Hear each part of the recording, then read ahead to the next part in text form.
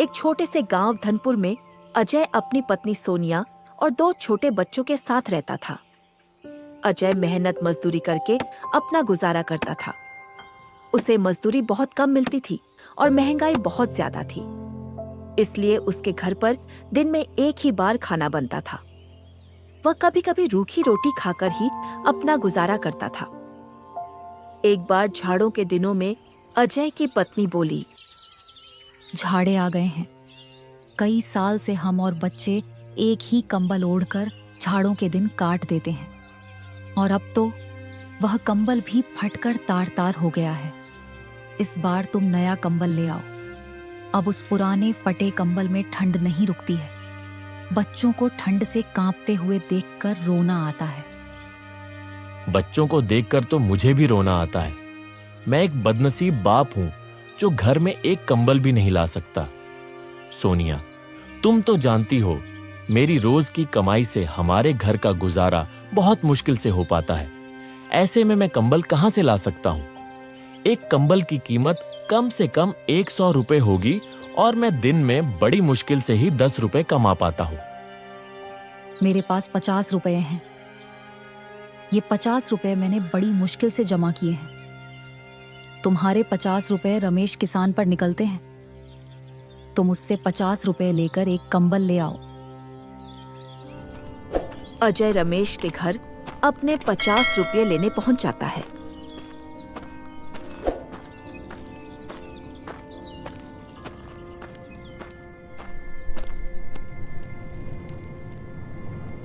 रमेश अपने घर के बाहर दरवाजे पर बैठा हुआ होता है। अजय को अपने घर आता देखकर रमेश उससे कहता है, अरे अजय भाई, आज मेरे घर कैसे आना हुआ? सब खैरियत तो है ना? हाँ भैया, ऊपर वाले का शुक्र है। दरअसल मैं तुम्हारे पास अपने उधार दिए हुए 50 रुपए लेने आया हूं। मुझे कंबल लाना है। बगैर कंबल के रात काटनी मुश्किल हो जाती है। अजय भाई, तुम्हारा दुख मैं समझ सकता हूँ, लेकिन मेरी परिस्थिति भी कुछ सही नहीं है। इस समय घर में एक पैसा भी मौजूद नहीं है। तुम अपने 50 रुपए फिर कभी ले जाना।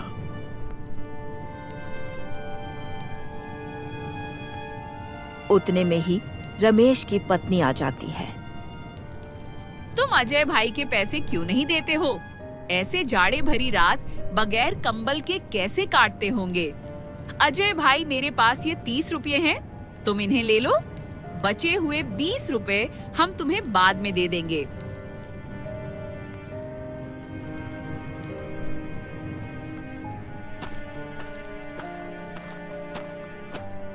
अजय 80 रुपए लेकर बनिया की दुकान पर कंबल लेने जाता है।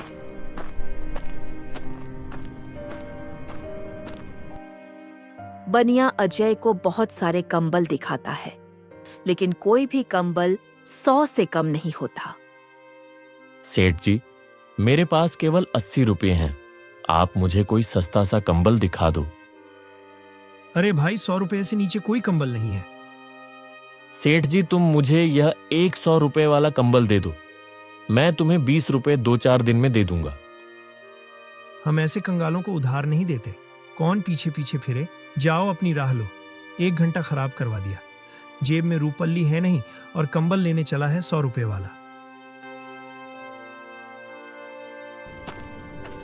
बेचारा अजय सेठ की बात सुनकर निराश होकर घर की ओर निकल जाता है। रास्ते में वह सोचने लगता है, कितनी हैरानी की बात है। मैं सारे दिन काम करता हूं, उस पर भी घर में कोई आराम का साधन नहीं है। गर्मियों में गर्मी से परेशान रहते हैं और जाड़े में ठंड से परेशान रहते हैं, और ना ही कभी पेट भर खाना मिल पाता है। ऐसी जिंदगी जीने से क्या फायदा जब मैं अपने बच्चों को सुख नहीं दे सकता। बेचारी सोनिया ने घर से चलते समय कहा था कि कंबल जरूर लेकर आना। अब मैं क्या जवाब दूंगा उसको? बेचारी मेरी वजह से कितनी परेशानियों का सामना कर रही है। अब मैं क्या करूं? कहां जाऊं? तभी अजय को ठंड से कांपता हुआ एक बूढ़ा आदमी दिखाई देता है, जो किसी गहरी सोच में डूबा हुआ आसमान की तरफ देख रहा था। उस बूढ़े आदमी को देखकर ऐसा मालूम हो रहा था जैसे वह बहुत बड़ी मुसीबत में है, लेकिन अजय उसे देखकर आगे बढ़ जाता है। थोड़ी दूर जाने के बाद अजय सोचने लगता है, मैं कितना निर्दयी हूं। बेचारे उस बुजुर्ग आदमी को ठंड में सिकुड़ते हुए छोड़ आया। कहीं वो बूढ़ा आदमी ठंड से मर ना जाए। पता नहीं उसने कुछ खाया होगा भी या नहीं। कितना बुरा होगा अगर मैं उसे इस हालत में छोड़कर चला गया। मुझे उसकी मदद करनी चाहिए। फिर अजय वापस उस बूढ़े आदमी के पास गया। उस आदमी को ठंड से कांपता हुआ देखकर अजय को उस पर तरस आ गया। फिर वह उस आदमी से बोला, बाबा, आप इतनी ठंड में यहां क्यों बैठे हैं? क्या आपको कोई मदद चाहिए? बेटा, मदद तो मुझे चाहिए, लेकिन तुम मेरी क्या मदद करोगे? तुम्हारे कपड़े तो खुद तुम्हारी कहानी बता रहे हैं। बाबा, मेरे बस का हुआ तो मैं आपकी मदद जरूर करूंगा। ज्यादा ना सही तो थोड़ी बहुत तो कर ही दूंगा। बेटा, मैंने एक सूदखोर से ब्याज पर 70 रुपये लिए थे, लेकिन मैं समय पर उसके पैसे नहीं दे पाया। इसलिए उसने मुझसे मेरा घर छीन लिया और मुझे बेघर कर दिया।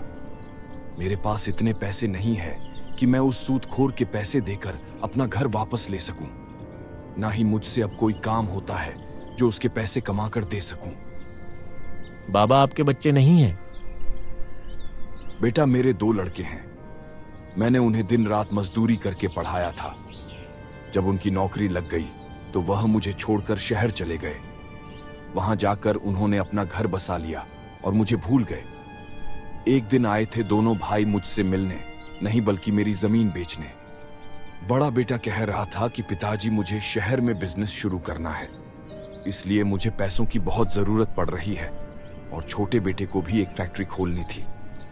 इसलिए दोनों भाइयों ने मेरी सारी जमीन बेचकर आधे आधे पैसे लेकर शहर चले गए और फिर कभी वापस नहीं आए। ये कहते कहते वो बूढ़ा आदमी रोने लगा। अजय ने किसी तरह उन्हें चुप कराया। बाबा, मेरी पत्नी मेरा इंतजार कर रही होगी। मैंने आज उससे वादा किया था कि आज मैं कंबल लेकर आऊंगा, लेकिन मैं उसके लिए कंबल तो ना ला सका। इसलिए अब तुम एक काम करो, यह पैसे तुम ले लो। इन पैसों की मुझसे ज्यादा तुम्हें जरूरत है। हमारे पास कंबल ना सही घर तो है, तुम्हारे पास तो वह भी नहीं है। अगर तुम और ज्यादा देर घर से बाहर रहे तो तुम्हारी हालत बिगड़ सकती है। इसलिए यह पैसे तुम उस सूदखोर को दे देना और उससे अपना घर वापस ले लेना। फिर वह आदमी अजय से 70 रुपए ले लेता है और अजय से कहता है, बेटा, तुम सच में बहुत नेक और अच्छे इंसान हो। आज जब तुम खुद अपनी परेशानियों में डूबे हुए थे, तब भी तुमने बिना किसी स्वार्थ के मेरी मदद की। यह वो गुण है जो किसी सच्चे इंसान में होता है। ईश्वर तुमसे हमेशा खुश रहे। तुम्हें इसका कोई अच्छा फल जरूर मिलेगा। मैं दुआ करता हूं कि तुम्हारी जिंदगी में कभी कोई कमी ना आए और तुम्हें हर खुशी मिले।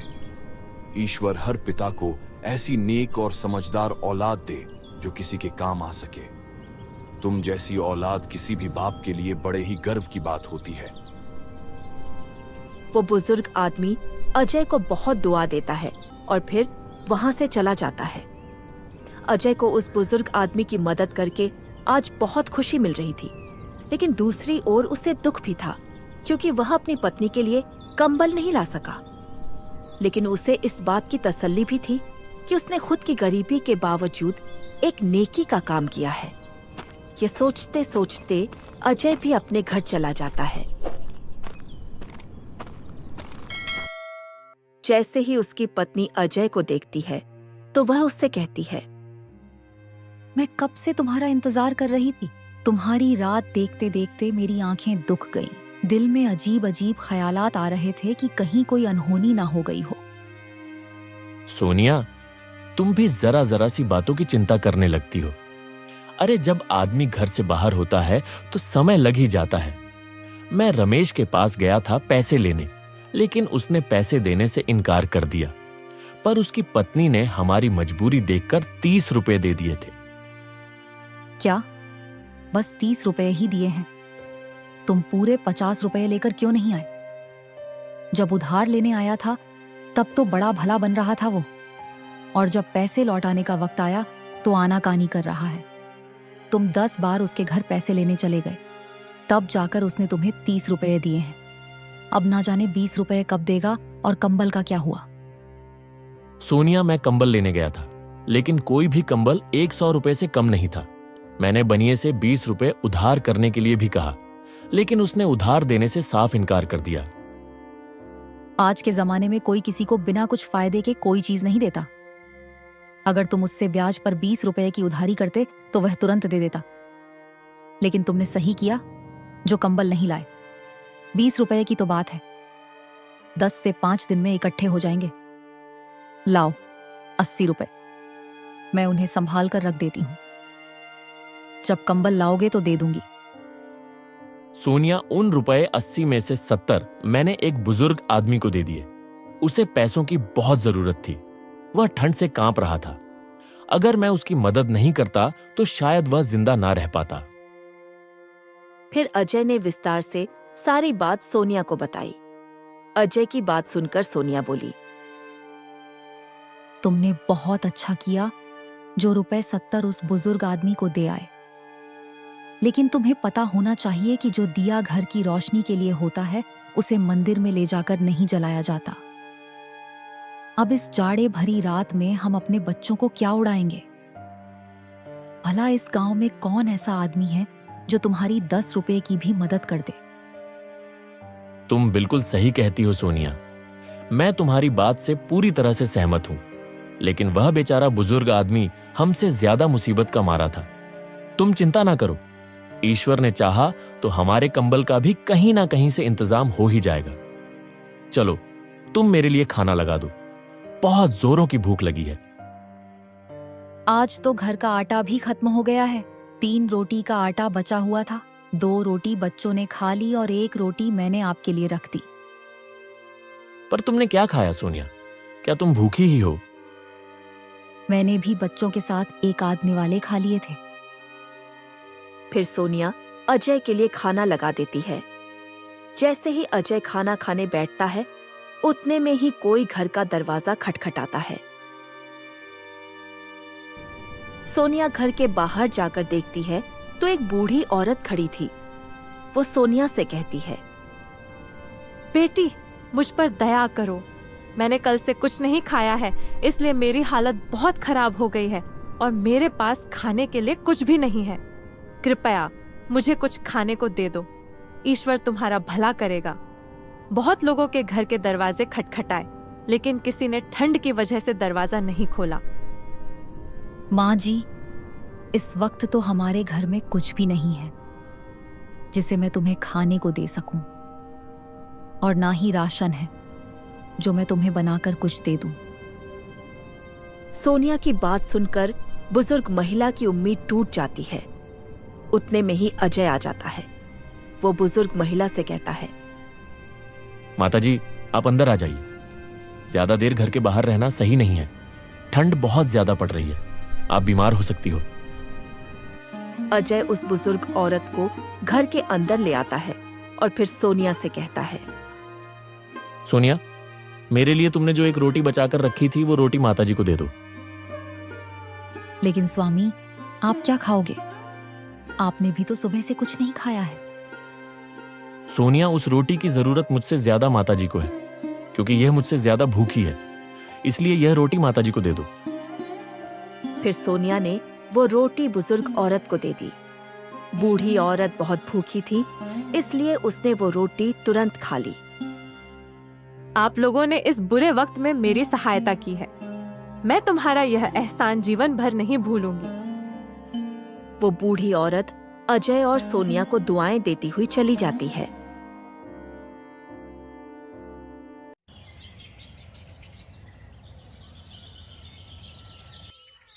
अगली सुबह सोनिया अजय से बोली, तुमने भी रात को कुछ नहीं खाया और बच्चे भी थोड़ा बहुत खाकर ही सो गए। तुम एक काम करो, तुम्हारे पास जो 10 रुपए है उससे घर का राशन ले आओ। पत्नी के कहने पर अजय घर का राशन लेने के लिए बाजार की ओर रवाना हो जाता है। रास्ते में उसे एक बूढ़े आदमी के रोने की आवाज आती है। वो बूढ़ा आदमी अपने बेटे से कह रहा था, बेटा तू मेरी क्यों नहीं सुनता? मैं कितने दिन से कह रहा हूं कि मेरी बीमारी बढ़ती ही जा रही है। तू मुझे किसी हकीम के पास ले चल। पिताजी, मैं आपके इलाज के लिए पैसे कहां से लेकर आऊं? आप तो जानते ही हो मेरे पास एक भी पैसा नहीं है। फिर भी आप बार बार कहकर मुझे शर्मिंदा क्यों करते हो? फिर अजय उस बूढ़े आदमी के पास जाकर उसके रोने की वजह पूछता है तो बूढ़ा आदमी उससे कहता है, मैंने अपने इस बेटे को पालने के लिए दिन रात एक कर दी। बड़ी मेहनत मशक्कत से मैंने इसे पाला है। जब यह 1 साल का था तभी इसकी माँ ईश्वर को प्यारी हो गई थी। मैं चाहता तो दूसरा विवाह कर लेता, लेकिन मैंने इसकी वजह से नहीं किया कि कहीं दूसरी पत्नी इसे परेशान ना करे और इसकी जिंदगी खराब ना हो जाए। और आज जब मैं बूढ़ा हो चुका हूं तो यह मुझे किसी हकीम के पास नहीं ले जाता जिससे मैं अपनी बीमारी का इलाज करवा सकूं। फिर बूढ़े आदमी का बेटा अजय से कहता है, मैं इस बात से सहमत हूं कि इन्होंने बड़ी ही तकलीफों से मुझे पाला है और पाल पोस कर जवान किया है, लेकिन मैं मजबूर हूं। मेरे पास इतने पैसे नहीं हैं कि मैं इनको किसी हकीम के पास ले जा सकूं। अजय दोनों बाप बेटे की बात सुनकर परेशान हो जाता है और फिर अपने 10 रुपए जिससे वह घर का राशन लेने जा रहा था बूढ़े आदमी के बेटे को दे देता है। इस 10 रुपए की मुझे भी बहुत आवश्यकता है क्योंकि मेरे बच्चे बहुत भूखे हैं और इस 10 रुपए से मैं घर का राशन लेने जा रहा था जिससे मैं अपने परिवार का पेट भर सकूं। लेकिन अगर तुम्हारे पिताजी को समय से इलाज नहीं मिला तो इनकी जिंदगी को खतरा है। इस 10 रुपए से तुम अपने पिताजी का इलाज करवा लो।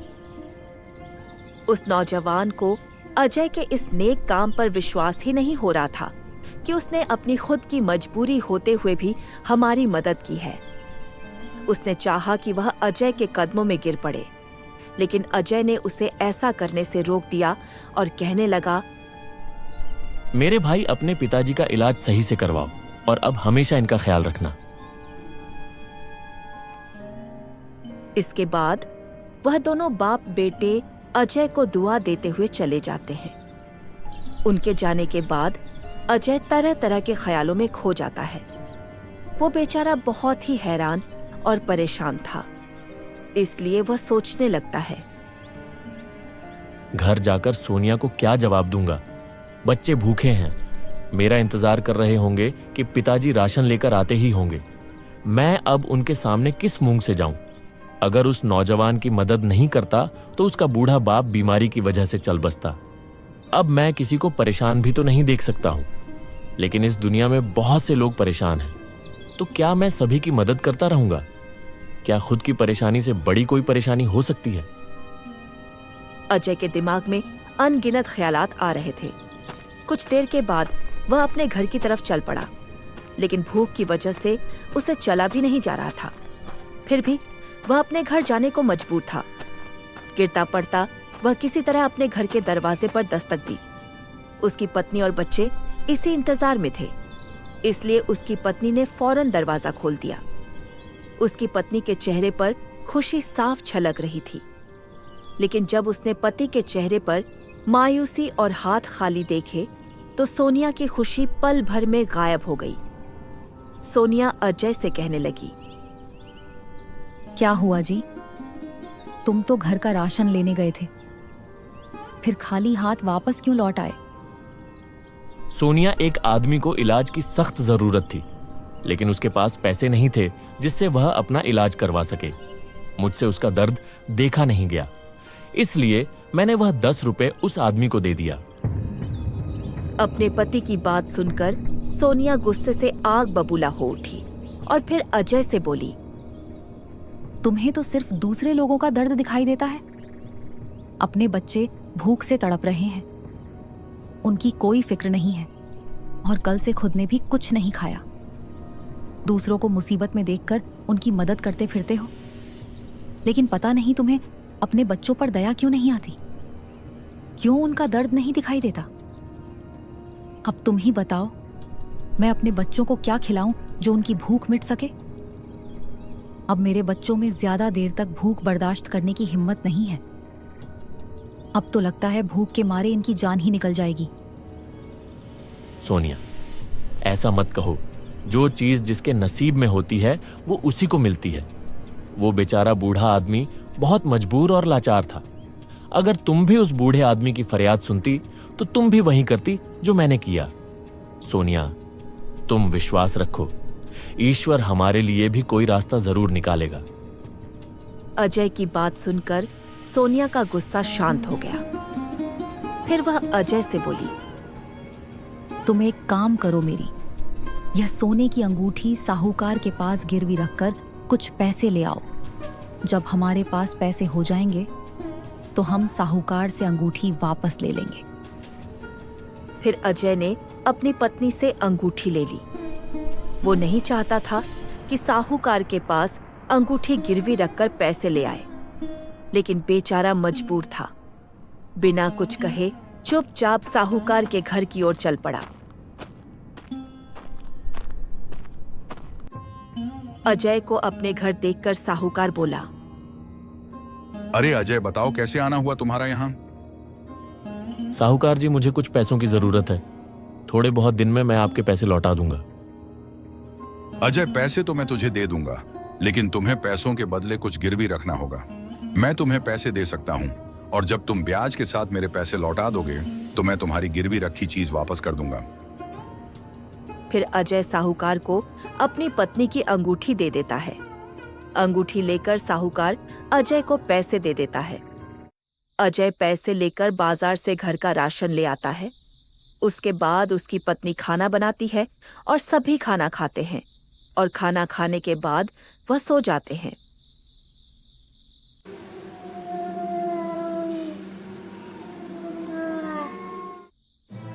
आधी रात को दो चोर किसी तरह अजय के घर में घुस जाते हैं। उनके पीछे राजा के सिपाही पड़े हुए थे। उनसे बचने के लिए ही वह अजय के घर में घुस जाते हैं। उनके पास बहुत सारे सोने के सिक्के थे। तुम तो कह रहे थे कि तुम छोटी मोटी चोरी करते हो। तुम्हारे चक्कर में मेरी जान भी खतरे में है। अगर सिपाहियों ने हमें पकड़ लिया तो राजा हमें जिंदा नहीं छोड़ेगा। मैं तो कह दूंगा कि तुमने ही मुझे चोरी करने के लिए कहा था। मेरी पत्नी हमेशा मना करती रही कि मैं तुम्हारे साथ ना रहूं, लेकिन मैंने उसकी एक ना सुनी, और आज मैं इस मुसीबत में फंस गया। क्या मैंने कहा था तुम्हें चोरी करने के लिए? अरे तुम ही रोज मुझसे कहा करते थे मुझे अपने साथ ले चलो। आज पहली बार तुम्हारी वजह से यह मुसीबत खड़ी हुई है, वरना आज तक मुझ पर किसी को शक नहीं हुआ है। भाई, मैं तुम्हारे हाथ जोड़ता हूं। किसी भी तरीके से इस परेशानी से निकलने का कोई रास्ता सोचो। मैं मरना नहीं चाहता। मेरे बच्चे मेरा इंतजार कर रहे होंगे। एक काम करते हैं, इस सोने के सिक्कों की थैली यहीं छोड़ चलते हैं। इसी में हमारी भलाई है। अगर जिंदा रहे तो पैसे और कमा लेंगे, अगर पकड़े गए तो खैर नहीं। फिर वह दोनों चोर सोने के सिक्कों से भरी थैली अजय के घर में ही छोड़कर चले जाते हैं।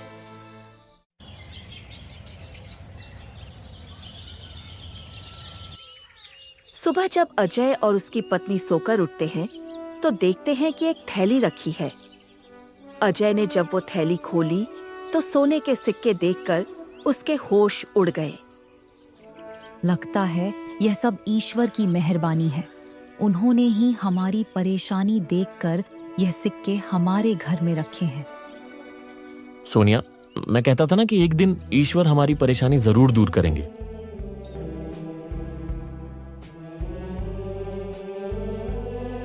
उन सोने के सिक्कों को पाकर अजय कुछ ही दिनों में बहुत मालदार हो जाता है। उसके बाद वह अपने लिए एक अच्छा सा मकान बनवाता है और फिर वह अपनी पत्नी के साथ खुशी से जीवन बिताने लगता है।